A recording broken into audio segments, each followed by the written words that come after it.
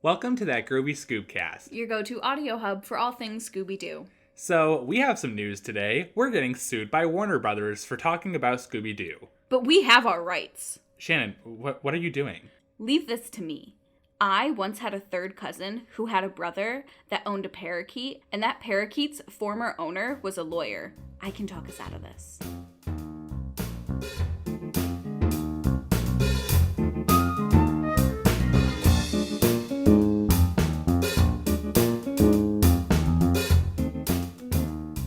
Thank you for joining us today, guys. My name is Derek. And I'm Shannon. And today we are talking about me and my shadow demon from the 13 Ghosts of Scooby-Doo. Shannon, overall thoughts on this episode today? Not great. No. I feel like every episode in this series so far is just declining in quality and our likeness of it. And I feel like we also said the exact same thing last season, so hopefully we're just weeding out all of the shitty episodes, and from now on it'll just be good ones. I guess we'll see. I mean, Queen Morbidia wasn't really impressive to me like Maldor was. Honestly, we only saw Queen Morbidia like twice. Kind of, yeah. You know, when you say it like that, you're kind of right there. Like, I thought that it was going to be the Shadow Demon, and then it was like, LOL JK. By the way, it's not the Shadow Demon. By the way, this is the one we're trying to catch. Even though the episode is named Me and My Shadow Demon, the Shadow Demon is actually not the ghost of the week. Nor is he a demon. Well, he was a demon. It's just he wasn't the focus of the episode. I don't know, because he was just a shadow brought to life. Well, yeah, but the guy called it a Shadow Demon. Oh, okay. Shows how much you paid attention. I really didn't care, so. But before we start talking about this episode, we are going to jump into our weekly Mystery Machine match, the trivia competition where Shannon and I try to figure out which one of us knows Scooby-Doo better than the other. Currently, I am sitting with 10 points, and Shannon has 13, maintaining her lead. Let's see if she keeps up this lead this week. As always, Shannon, you can go first. An ape man disturbs Mystery Inc.'s job as movie extras at what spooky locale?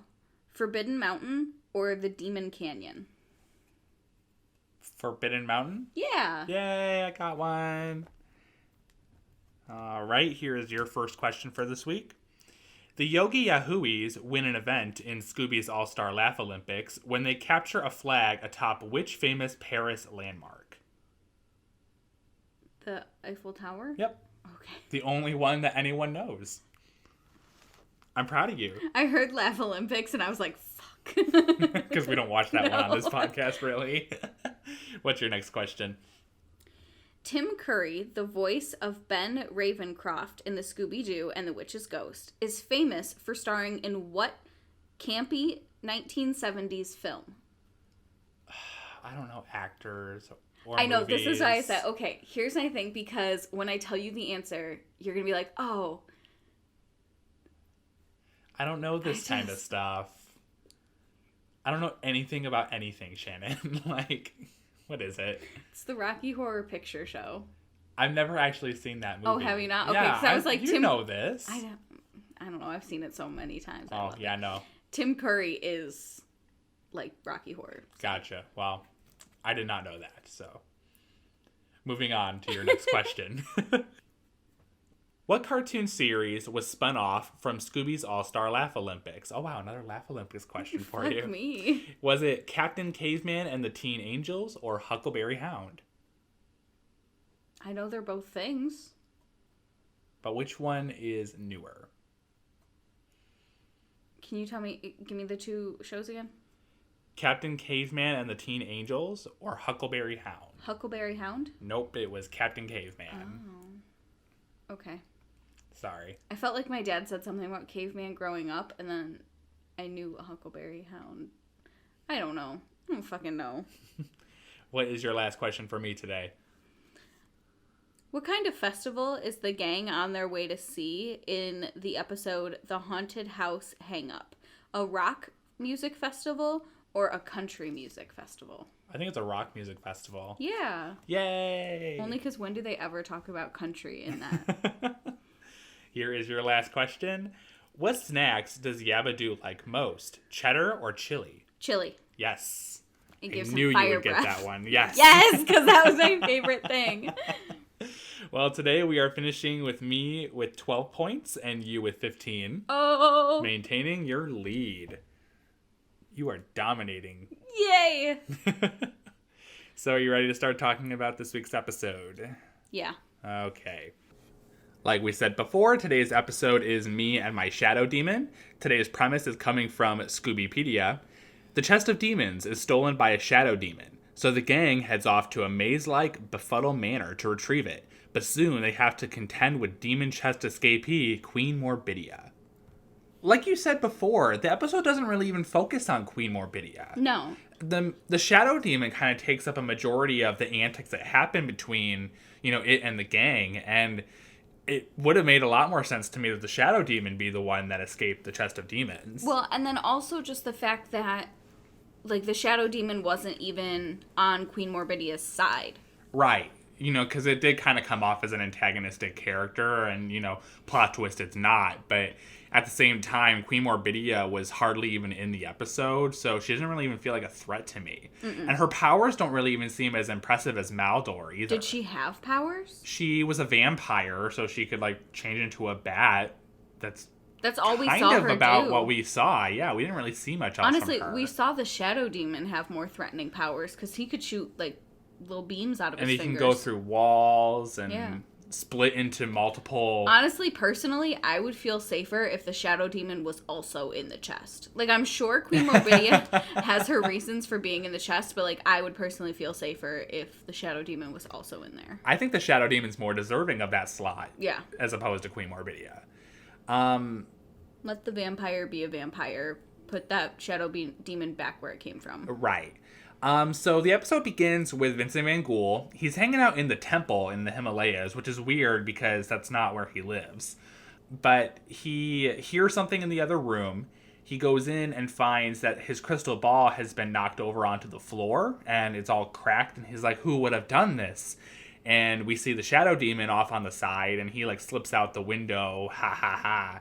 But it didn't really make sense to me that the shadow demon was attacking Vincent. Yeah. Because I don't even think later on when it's explained, the shadow demon's real intentions, I don't think it was really explained why he went to Vincent. It was, but it didn't make any sense to me. So, so when we find out what happened, the shadow demon went after Vincent's crystal ball so that Vincent couldn't be like, hey, don't go to the manor, for whatever reason he would have. But that was the whole thing, was when they finally did get in contact with Vincent, he did tell them to go there. He told them what to do, how to get there. Now, he did want to warn them about the maze, but he didn't get the chance to warn them of that. But he did tell them, hey, go there. Go there. He would have told them that anyway, because one of the 13 ghosts are there. Yeah. And, that's their mission. It was just stupid. It doesn't make any sense, exactly. It was a weird way to include Vincent in the intro. Right. My notes kind of got a little scattered for the first few minutes of this episode because of how fast everything was developing. They wanted to do a lot just before, for the little intro part before the title card and stuff. Right. And so, so much happened, it was just very confusing. We see the gang, they're in the Red Mystery Machine. We're not really told where they are in the world right now, but they're just, on their mission, and they get led to a coal mine because of Scrappy's Spectre detector. It's a really, just convenient for the plot device that detects ghosts, I guess. They go and chase whatever it's detecting, and they find the shadow demon inside the mines. My question was, why a mine? I don't really think that was supposed to be relevant. It was a random way for the shadow demon to get them. I don't know. It was just weird. Because initially, the shadow demon's just trying to get the chest of demons. Right. So that he can, chase them to the manor. Or whatever. But why? It was just very confusing. He honestly could have just, slipped into the mystery machine and just took the chest out of there. He could have just waited until they, went to sleep or something. It was just so random. Because we know that he can walk through walls and stuff. Yeah. I don't know. Yeah, I guess when you put it like that, I guess the coal mine didn't really matter. No. He just wanted to put their lives at risk while stealing the chest of demons. I guess that the Spectre detector works because it can detect ectoplasm, which Scrappy and Flim Flam state is what ghosts are made out of. I think it was Shaggy that said that he didn't realize that ghosts were made out of anything. I guess he thought that they were made out of nothing. Which is funny because then, like, Daphne was like, well, sometimes they're made out of ectoplasm and sometimes they're just, like, shadows. So, in which case, why did the thing go off? Because then she said something like, some ghosts are just shadows. And I'm like, well, first off, no. Wasn't the Spectre detector supposed to detect ectoplasm? Yeah. Which the shadow demon wouldn't be made out of in that case. So maybe there was a real demon in there. Or a real ghost in there. And the shadow demon just intercepted. Maybe. But I just like that Daphne is just so matter of fact about ghosts, which she doesn't know anything about. And she's wrong anyway. Right. Because ghosts are ghosts. And then shadow, like, the shadow demon is not a ghost. No. Technically, it'd be like, because there is a such thing as, like, shadow people, and most of the time they're pretty harmless, which I guess in this case, this one, like, kind of was. But also at the same time, it's not a ghost. No, yeah. It's not a ghost. Like, it's a shadow demon. Like, they're different. Daphne, just to let you know. FYI. FYI. Fuck off. The shadow demon ultimately does get the chest of demons. I think they got chased, like, onto a bridge, and the bridge breaks. The shadow demon shot the bridge. It was like a laser or something. Yeah, out of his finger. Yeah. So they all fall down into this mine cart, and the chest of demon just kind of floats there for a second, and he grabs it and whisks it away. The gang end up, going down the mine shaft, and the usual antics for a Scooby-Doo episode. We see the title card, it returns, and they're about to fall into another chasm because there's a break in the mine shaft trail. And how did they escape that? I don't remember. They fell into, like, a pile of something. Was it coal? Sure. It was probably coal. Yeah. I don't know. And then that's, like, when he took the chest. Well, no, he had already taken the chest by that point. But when they fell, that's when Daphne, like, kind of singled out Shaggy because she was just like, the chest of demons is gone, Shaggy. And it's like, damn. I mean, I guess Shaggy was carrying it, but at the same time... Scooby lifts up Shaggy's shirt like, maybe it's under here. Maybe that's where Shaggy keeps it usually. Maybe.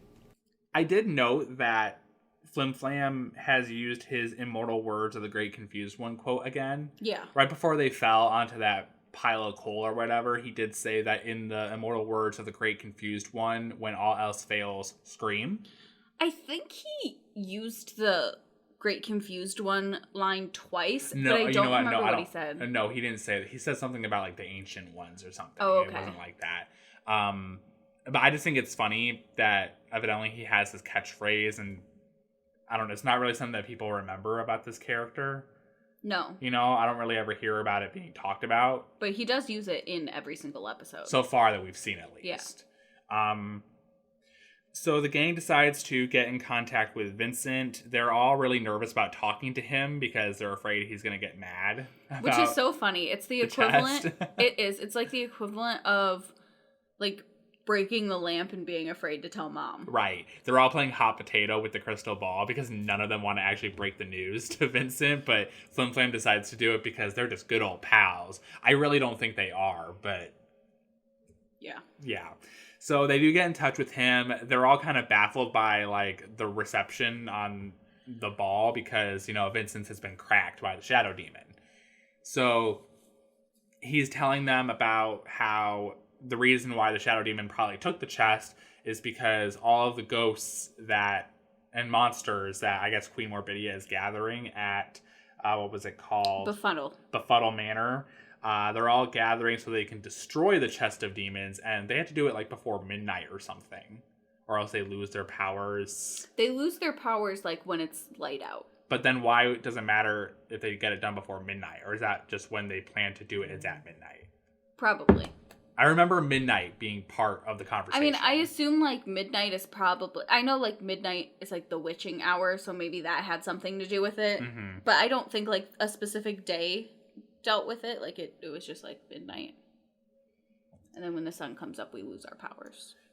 They continue to have trouble actually understanding Vincent during the conversation. I noted that Flim Flam took out a screwdriver and, like, jammed it against the crystal ball, and it kind of helped for a second.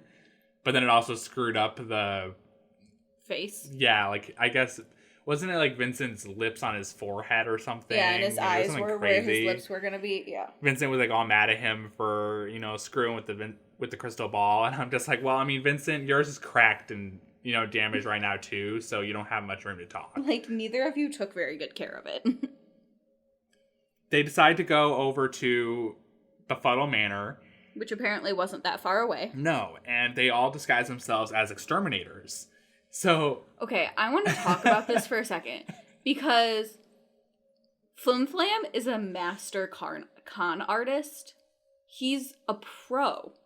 They show up in exterminator gear. And they also have like an exterminator logo thing on the side and of the van. And a big bug on the top of the car. Yeah. Don't know where they got that, but that's cool. But... He released mice into the house. Because they were like, well, how do we know that they're going to need exterminators? And he was like, oh, they're going to need them in a second. And it was like, what? So he just happens to have a box full of mice, just on him. Because, con artist. Everybody does. And then releases them all into the house. And they go and knock on the door after they hear screams on the inside of the house. When this old lady, who is very poorly drawn, I just wanted to note. Oh, she was so ugly. I hated her appearance. But she answers the door, and Daphne asks if this is Befuddle Manor, and I would have laughed my ass off if she said no. And then Flim Flam just happened to release all these mice into the house, and it's not even the right house. But also... we find out that the old crusty lady is actually Queen Morbidia, like, dressed up. Yeah, in disguise. As somebody who's about to do something bad, wouldn't your answer be no? Like, nope, don't know what you're talking about. This isn't the manor. Like, have a great life. See you, bye. It's not like they've been there before. Yeah. They really could have gotten away with just saying no. And, like, you're not going to invite strangers into your house. Like, I get you need the exterminators now or whatever. Deal with it tomorrow. Like, you are about to open the chest of demons, destroy it, be free for the rest of your life. Had they just said no, like... Now, see, here's my question.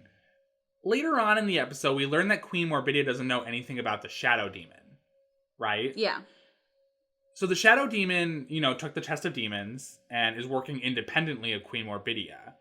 So does she think that the gang has the chest? That might have been why she let them in then. Oh, yeah, you're right. Okay, yeah. So I guess that explains her letting them in. Okay.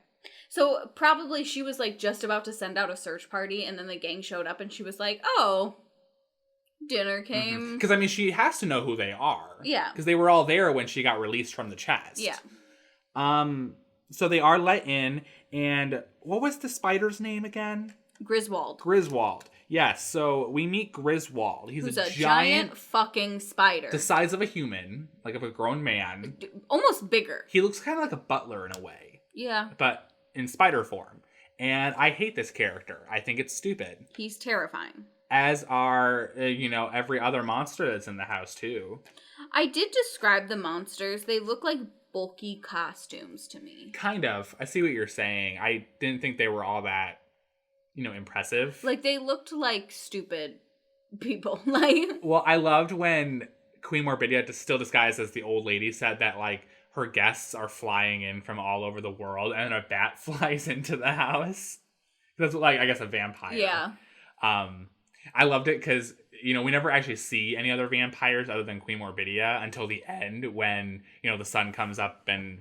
Suddenly there's three other vampires who all look the same, too. They're all identical. They're triplets. Yep, there we go. That resolved that issue. So, the old lady does let them, go throughout the house, pretending to exterminate. And that's when we learn, she reverts back into the Queen Morbidia, her real form.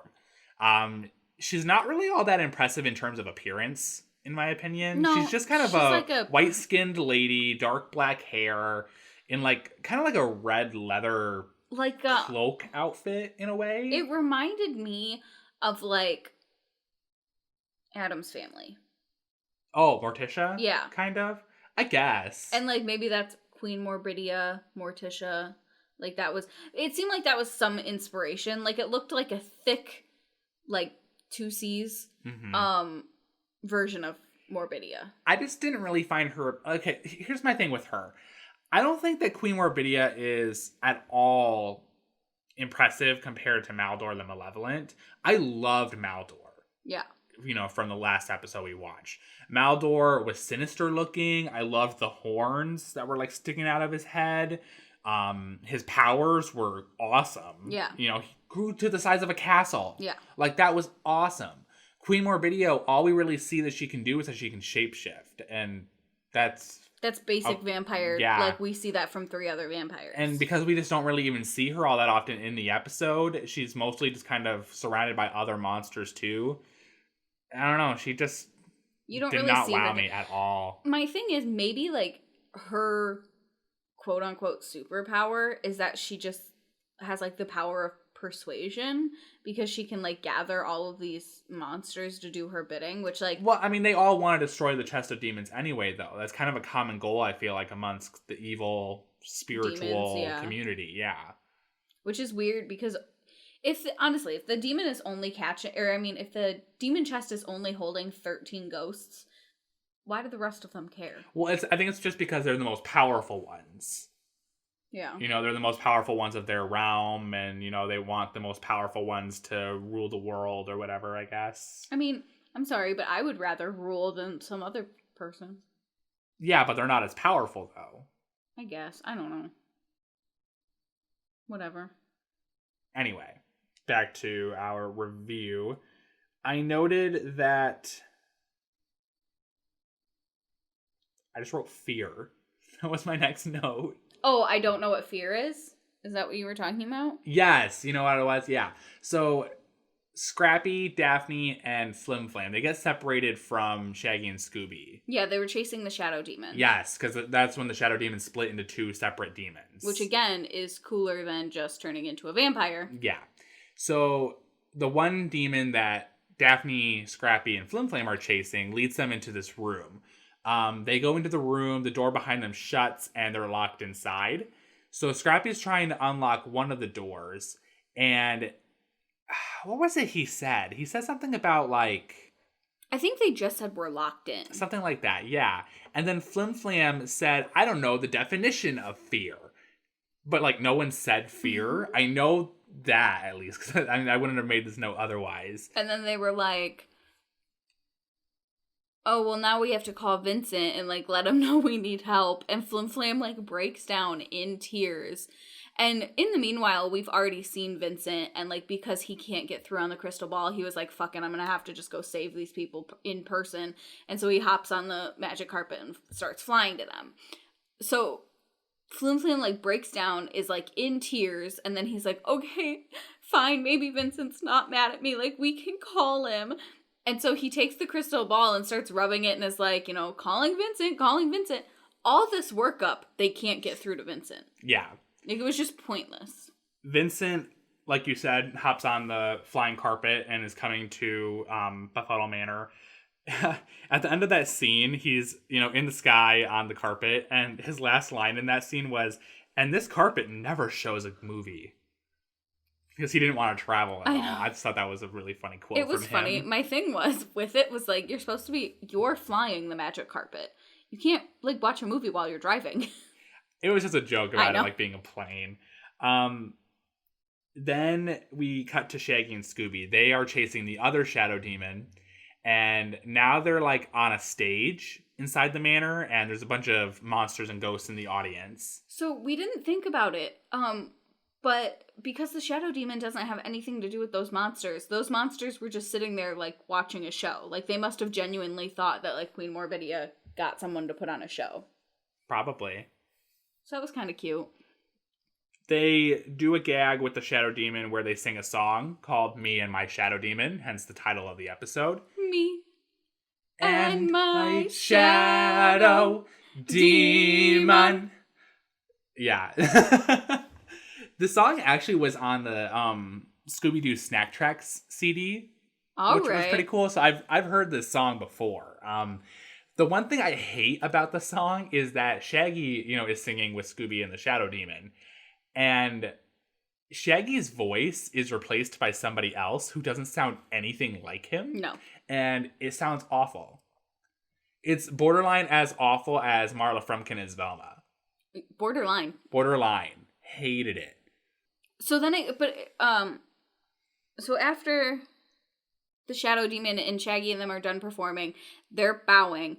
In the meantime, Scrappy, Flim Flam, and Daphne are all in that room. They finally get the crystal ball to do something. It like activated out. It was a 3D hologram projector, according to Flim Flam. Yeah. So it starts showing a train with like the rails and everything coming at them. So at the last second, Daphne yells like, "Move out of the way!" The train is real. Yeah, it becomes real. And then it like breaks through the wall, and that's how they get out. Even though Flim Flam said it was a hologram. A 3D hologram projector.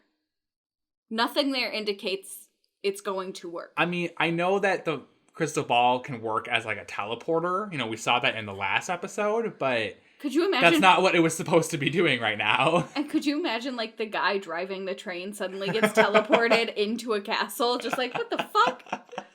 Yeah. So they join Shaggy and Scooby on the stage, I think, at this point. Yeah, they found them there. And then the Shadow Demon disappeared. But they all get confronted by Queen Morbidia. Which is technically the first time the gang has seen her, and the second time we've seen her. Yes. This is when we learn that neither of them have the chest of demons, because the queen thought that they had it. She goes, "Okay, so where's the chest of demons?" And Daphne just kind of like looks at Shaggy, looks back at Queen Morbidia, and goes, "So you don't have it?" It was a long pause, too. It was. And I was laughing because Shaggy was smiling. Because he's just sitting there like, because, you know, Shaggy's thought was just like, well, fuck. Like, so where the fuck is the chest? But we also learned that she has no idea about the Shadow Demon's existence. Yeah. So, you know, the Shadow Demon's completely working independent of them. So she says that she's going to throw them all into the dungeon as their prisoner. For eternity. You know, because they're just going to last that long. Yeah. And this is when Flim Flam immediately objects and says, "We have rights." Shaggy pulls him off to the side and it's like, "Flim Flam, what are you doing?" And he says, "Leave this to me. I once had a third cousin who had a brother that owned a parakeet, and that parakeet's former owner was a lawyer. I can talk us out of this one." And Shaggy accepts it. He's like, "All right, go ahead." And you pointed out the fact that, like, okay, so let's think about this. His third cousin's brother would also be his third cousin. And also, he had a third cousin who had a brother. So that whole third cousin family is dead. Yeah. Probably the parakeet. He also had a parakeet. So now the parakeet's dead. Well, or the parakeet went on to somebody else, and now the parakeet's former owner was a lawyer. Its former owner was the third cousin's brother. And we could possibly even assume that the former owner, who is the lawyer, is also dead. Yeah. So all of these people are dead. It's just a lot of death in this episode. Yeah. Rip. I thought that quote was pretty funny, though. So it didn't work. No, and this is when Flim Flam's just like, "But you have to, let us go. Because otherwise, if Scooby ends up in jail, his mother will be homeless." And begging on the streets. They're doing a gag on the side where, like, Scooby's behind bars and Shaggy's dressed up as his mom, like... As a person. As a person, yes. Like Shaggy's mom as a person, or Scooby's mom as a person. Yes, and that was just really funny. So now they're in the dungeon, and Shaggy basically asks, "Oh, well, how can this get any worse?" And that's when the giant spider appears. Griswold, like, pops down the wall, and Shaggy's just like, "Oh, that's how it's gonna get worse." He was really calm about it, too. He's like, "Oh." I mean, that's good to know that, like, in the face of death, Shaggy's just gonna be very calm about it. He wasn't calm about it in the other episode when he was explaining to Scrappy about the concept of death, remember? That's true. But he's just like, "Oh, okay, so this is how we're gonna die." When they start running away from the spider, they find, like, this hole in the wall, and they slip through that, and the spider's not able to get through because the back portion of his body is too large. His booty's too big. Yes. And they manage to escape. Now they're in the maze. So, like we said earlier in the episode, the reason why Vincent would have advised them to be careful of Befuddle Manor is because there's a maze inside that's, like, impossible to navigate, and people go in and they may never come out. So they're in this maze, they're walking around, My next note about this was that they kept going into tunnels, and when they go into one tunnel and then they come out into another that's like further down the corridor. My issue with this scene is the scale. They keep getting like substantially smaller. Like they're a lot smaller than they should be on the screen, and I had to like rewatch that just to make sure because I was just baffled by it. This is when we meet Mr. Befuddle. So they see the shadow demon coming out from around the corner, and they're all scared of it. And, then it turns out it's just a tiny little old man that just pops up out of nowhere. This scene had me just so... cringed. Yes. For one, there's no music playing in the background. So it's just dead silent until someone talks. Echoey silence. Like the voices sound a little echoey. There's no music or any kind of audio going on otherwise. And Mr. Befuddle is awkward. Yeah. I hate this character. He's tiny. He's probably about the height of Flim Flam, but he's also an old man. He explains that when Queen Morbidia came to his manor, she like set a curse on the place and it brought his shadow to life, creating the shadow demon. Yeah. He sent the shadow demon out to steal the chest of demons so that it could lure them back to the manor so they could, capture her. I like that he has the knowledge of the chest of demons' existence. Yeah. Because I don't really feel like that's like common knowledge. I did think that was kind of good because it was a nice thought that he knew Queen Morbidia was in the chest of demons. If Queen Morbidia is out of the chest of demons and is in the castle, then you have to go find the chest of demons because obviously somebody else is trying to find her. So like, let's just help them out a little bit. So I thought it was weird that he knew that. Though. Yeah, it was a weird like back door to the episode, but it was nice. Yes. He also, says something about Vincent. Yeah, Scrappy like asked him about Vincent and he's like, I know a lot of things. It's like, great. Well, and the thing is, like, if he knew about the chest of demons, he's obviously going to know about Vincent because Vincent was the last one that dealt with the chest of demons. So it was like, okay, it made sort of sense, but I hated this pause where he's just kind of like creepily staring at Daphne. I know a lot of things. And we also forgot to mention that he tells them about how the shadow demon is able to escape through walls and that he tried to do that, but he hurt himself. And he does this really weird thing where like he wipes his nose with his hand. Yeah, it was super weird. As if like he went face first into the wall. Right. Like, I would have expected him to maybe rub his arm, but I don't know. That was just like an odd thing. Because again, there's no music or audio playing, so there's just an awkward silence of us just watching this tiny old man rub his nose. So he says that he had the shadow demon hide the chest of demons in, I guess, Queen Morbidia's like slumber chamber or something in the manor. Yeah. So they manage to get out of the maze. They go to the room and they find it in this wardrobe. Scrappy made a funny comment about how it's as messy as Scooby's closet whenever he opens Scooby's closet. I guess that's funny. Haha. When they find the chest, that's when Queen Morbidia and Griswold and everybody else pops in and are like, yay, we found it. And the gang tries to escape. We were kind of baffled by this. So they run down 3 flights of stairs, but somehow end up at the top of a tower. Like a tower, not part of the castle, a separate tower. No, the tower was attached to the castle. I think it was. It was just, my thing is just, I don't understand how they ended up at the top of the tower when they went down 3 flights of stairs. I don't know. Like, was that supposed to be funny? I think so. Like, was that the joke? I think so. It was just supposed to be like, we went downstairs, but we actually went up. We did the opposite of logic. So they're looking out the window because they don't have any other options, and that's when Vincent conveniently shows up on the carpet.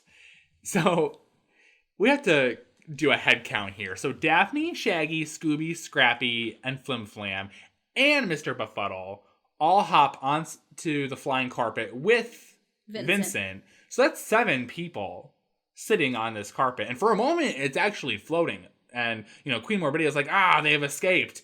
And then they fall onto a tree. Because the carpet is now dead. Shaggy blames Scooby for it because Scooby, I guess, is too fat. Which we've had this conversation. Scooby is malnourished. Shaggy, stop singling out Scooby for his weight. That's so rude. Yeah. He's a dog. Right, he's a dog. You are responsible for his eating. Yeah. What? Maybe you should lay off of the Scooby snacks. Maybe you should stop fucking feeding your dog so many snacks. Actually feed him some food. They run to a cliff. That's where they've been cornered by all the monsters in Queen Morbidia. And they decide to stall for time. By singing. It's so frustrating. It's like in the last episode when they did the Row Your Boat song. Yeah. They had words on the screen, like a sing-along. And it was the ball was bouncing and then it hit Scooby in the nose and then it hit Shaggy in the head because that was supposed to be funny also. And this is a musical classic too. You should all know it. Goodbye, ghosties. No, good night. Was it good night? Yeah. Good night, ghosties. Good night, ghouls. Good night, beasties, werewolves, all of it. They said all of it. It was so dumb. And then it ends with Scooby going, good night. No, he said bye. Oh, goodbye.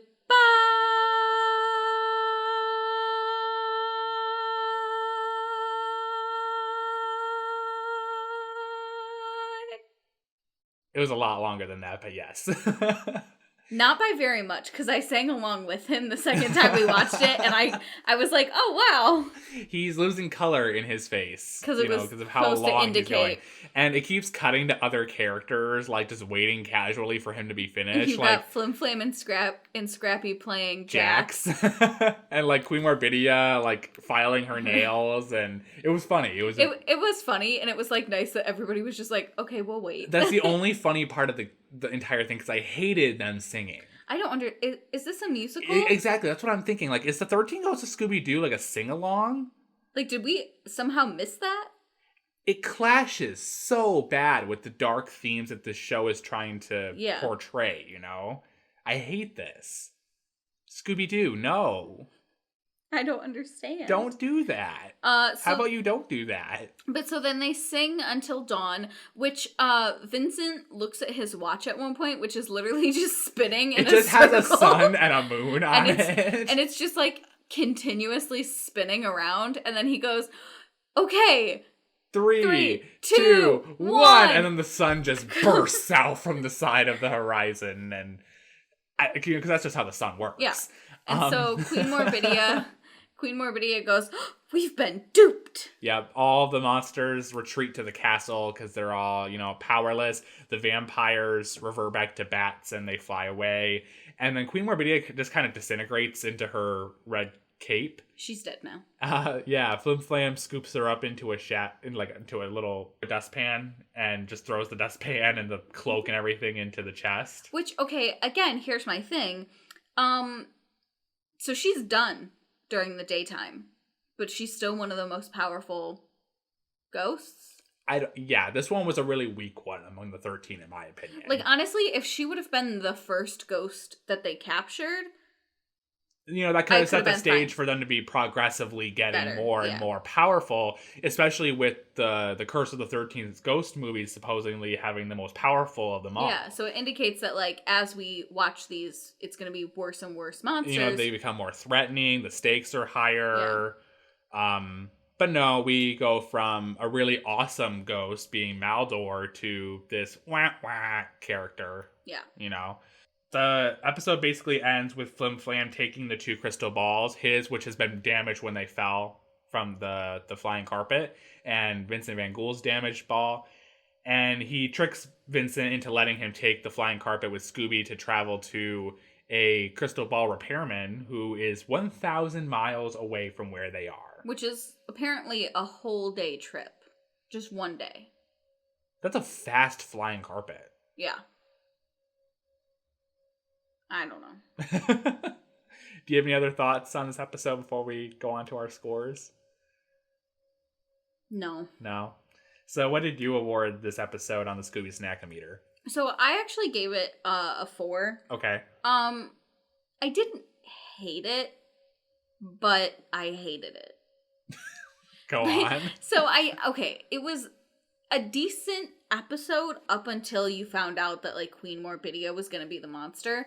Like, honestly, had they just taken Queen Morbidia out, it probably could have gotten, like, a 6, I want to say. Like, it still wasn't a great episode.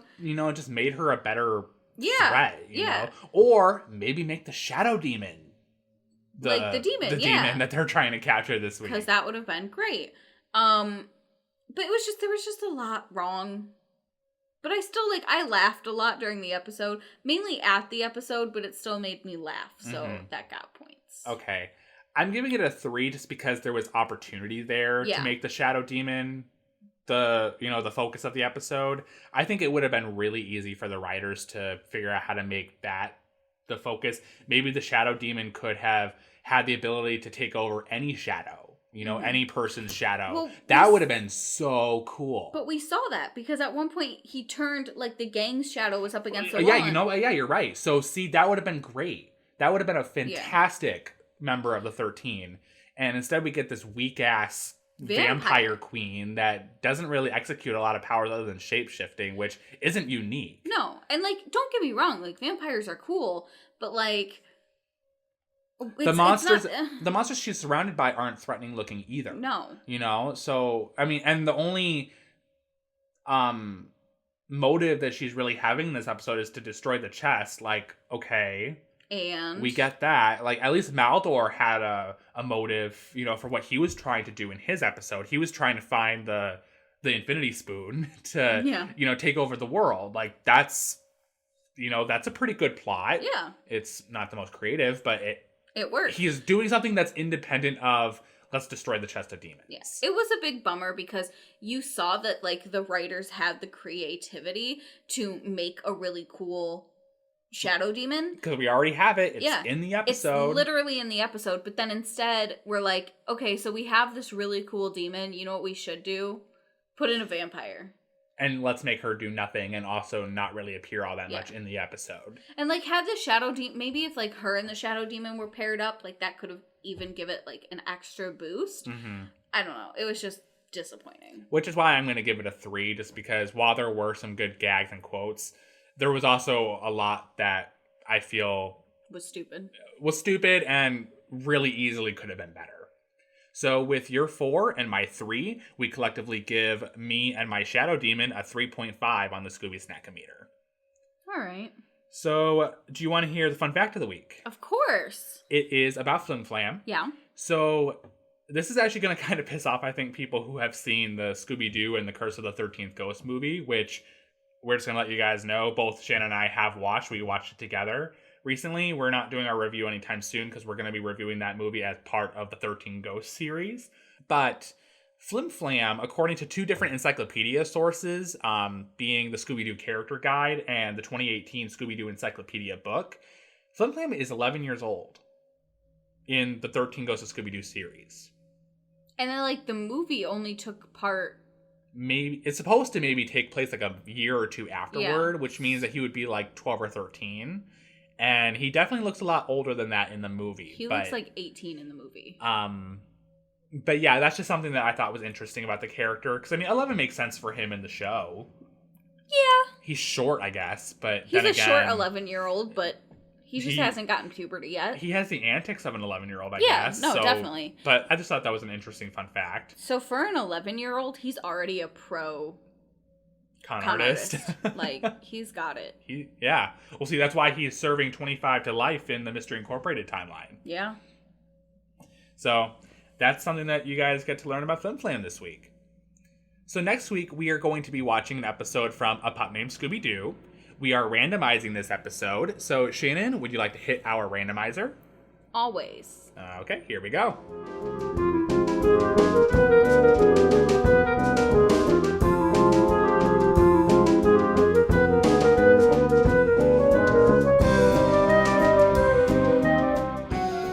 So next week, we will be watching Scooby-Doo. That's an awesome title. Yeah. I wonder if the Scooby-Doos would approve of it. Is that how they got their name?